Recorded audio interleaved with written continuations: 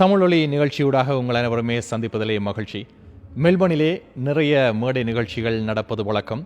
இன்று குன்றத்து குமரன் ஆலய ஒரு நிகழ்ச்சியினுடைய ஒத்திகைக்கு வந்திருக்கின்ற பொழுது ஒரு இசை விற்பனரை சந்திக்கின்ற வாய்ப்பு கிடைத்தது.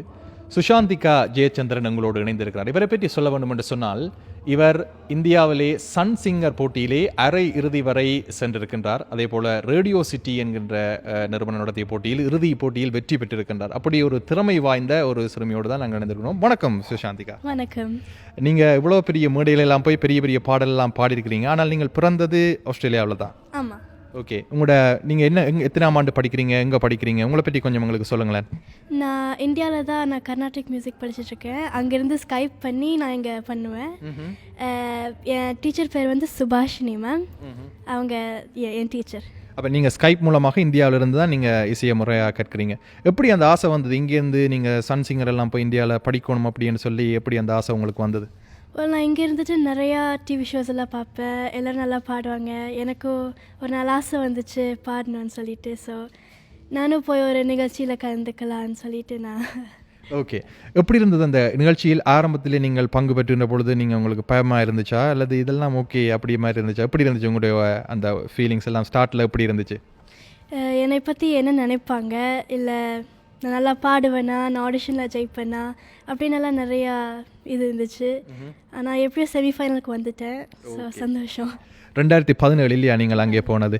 அப்பொழுது உங்களுக்கு எத்தனை வயசு இருந்திருக்கும்? அப்போது 12.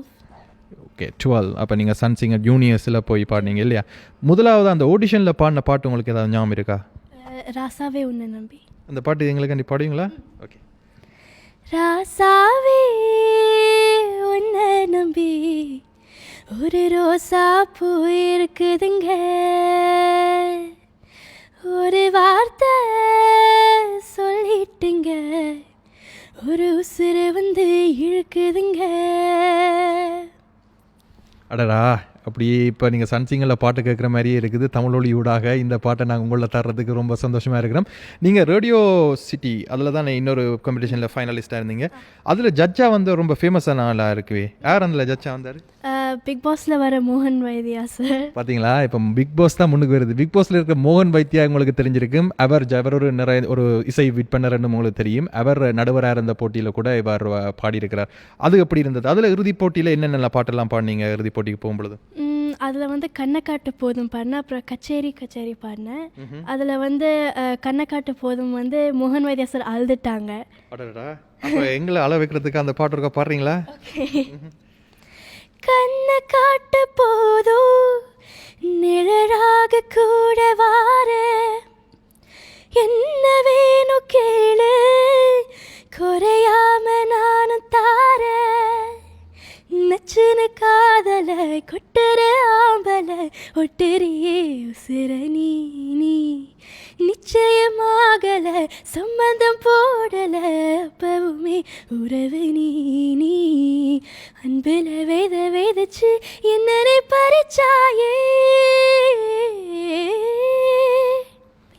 அடடா, மோகன் வைத்திய அழுதல எந்த தப்புமே இல்லை. நீங்கள் பார்க்குறவருக்கு அவ்வளோ ரசித்து பார்க்குறீங்க எங்களுக்கு தெரியும். மெல்பர்னில் உங்களோட அனுபவத்தை பற்றி சொல்லுங்கள். எத்தனை மேடைகள் நீங்கள் ஏறி இருக்கிறீங்க? எவ்வளோ இசை கச்சேரியில் நீங்கள் பார்ட்டிசிபேட் பண்ணிக்கிறீங்க? இங்கே இருக்கிற அனுபவம் உங்களுக்கு சொல்லுங்கள். எனக்கு அவ்வளோ அனுபவம் இல்லை.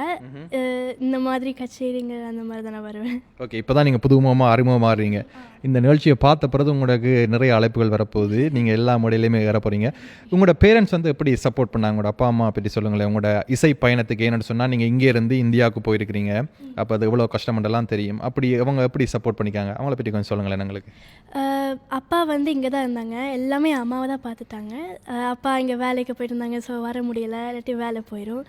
ஸோ அம்மா தான் எல்லாமே பண்ணாங்க. ஓகே, அப்போ உங்களோட ஸ்டடீஸ் எல்லாம் இப்போ எப்படி கண்டினியூ பண்ணுறீங்க?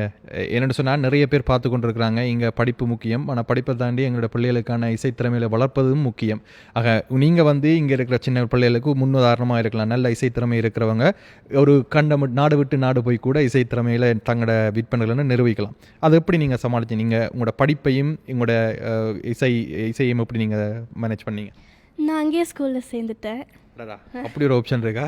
ஓகே. ஆமாம், நான் அங்கேயே ஸ்கூலில் சேர்ந்துட்டேன். ஸோ அங்கேயே எல்லா பாட்டெல்லாம் நல்லா இருந்துச்சுங்க. ஓகே, நீங்கள் அங்கே ஒரு மறக்க முடியாத தருணம், நீங்கள் சன்சிங்லேயும் சரி ரேடியோ சிட்டிலையும் சரி இந்தியாவில் நிறைய பெரிய பெரிய நடுவர்கள்லாம் உங்களுக்கு ஜட்ஜ் பண்ணியிருக்காங்க, அங்கே ஒரு மறக்க முடியாத தருணம்ண்டா இதாக இருக்கும்? நிறைய ஃப்ரெண்ட்ஸ் கிடச்சாங்க, அங்கே நிறைய சப்போர்ட் இருந்துச்சு. அவங்களே கோச் பண்ணுவாங்க, ஸோ அவங்களே எல்லா பாட்டு சொல்லி தருவாங்க, நல்லா ஃப்ரெண்ட்லியாக இருப்பாங்க, எல்லோரும் நல்லா ஃப்ரெண்ட்லியாக இருப்பாங்க. ஓகே, அது உங்களுக்கு மறக்க முடியாத அனுபவம். எதிர்காலத்தில் நீங்கள் கொஞ்சம் கொஞ்சம் பெரிய ஆளாக வந்தால் என்னென்ன கற்பனைகள் இருக்குது உங்களுக்கு இசை ரீதியாக? உங்களுடைய இசை ரீதியாக எப்படியெல்லாம் பெறணும்? ஏனெண்டா ஒவ்வொருத்தருக்கும் இப்போ பெரிய பெரிய இசை விற்பனர்களோட இசை அமைப்பாளரோட பாடணும் மட்டும் இருக்கும். உங்களுக்கு என்ன மாதிரியான கனவுகள் இருக்குது? நான் எஸ்பிபி சார் கூட பாடணும், அங்கே கூட நிறைய கச்சேரி பண்ணணும், அப்புறம் பெரிய பாடகி ஆகணும், ஸ்ரேயா கோஷல் மாதிரி. ஸ்ரேயா கோஷல் மாதிரி பாடலாகணும். எஸ்பிபி சாரை இன்னும் பிடிச்சிருக்கு இந்த சின்ன குழந்தைக்கு. பாருங்கள், அவர் இன்னும் காலத்தால் அழியாமே இருக்கிறார். அவருக்கு வயசு இப்போ 70க்கு மேலே ஆயிட்டுது. அவரோட பாடணும்னு ஆசைப்படுறதே பெரிய விஷயம். என்றால் அவர் 1000 பாடல்களுக்கு மேலே பாடி எங்களை மனதை கொள்ளையெடுத்த ஒரு பாடகர். எந்த இசையமைப்பாளர் உங்களுக்கு நல்லா பிடிக்கும்? அதான் ஸ்ரேயா கோஷல். இசையமைப்பாளர், மியூசிக் கம்போசர் உங்களுக்கு யார் நல்லா பிடிக்கும்? ரோமான், இளையராஜா பாடல் கேட்பீங்களா? இளையராஜா சார். இளையராஜா சாரை தான் பிடிக்கும். சரி, இப்போ இருக்கிற இங்கே பார்த்து கொண்டிருக்க சின்ன ஆக்களுக்கு உங்களோட மியூசிக்கில் நல்லா நீங்கள் ஒரு மியூசிக் கோச்சாக இருக்கும்னா நீங்கள் என்ன சொல்லுவீங்க?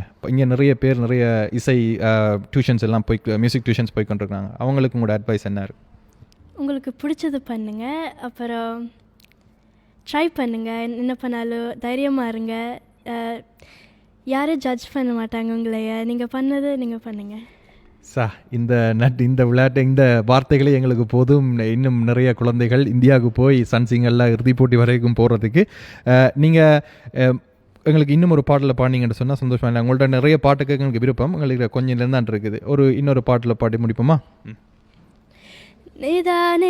நிதானமாக யோசித்தாலும் நில்லாமல் ஓடி யோசித்தாலும் நீதான் மனம் தேடும் மான்வாளன், பூவாய் என ஏந்தும் பூவாளன், என் மடியின் மனவாளன் என தோன்றுதே.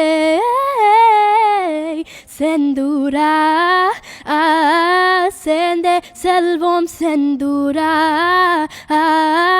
செங்காந்தள் பூ உன் தேரா, மாறு நம்பு ஐந்தும் வைத்து ஒன்றாய் காற்றில் எய்தாயா செந்தூரா. நன்றி சுஷாந்திகா ஜெயச்சந்திரன் அவர்களே. உங்களுடைய திறமைகள் இன்னும் நிறைய மேடைகளிலே ஏற வேண்டும், நிறைய மேடைகளில் உங்களை பார்க்க ஆர்வமாக இருக்கும். இந்த நேரத்தில் உங்களுடைய அனுபவங்களை பயந்து நன்றி. இன்னும் ஒரு இடத்துல சந்திக்கலாம். நன்றி. தேங்க்யூ.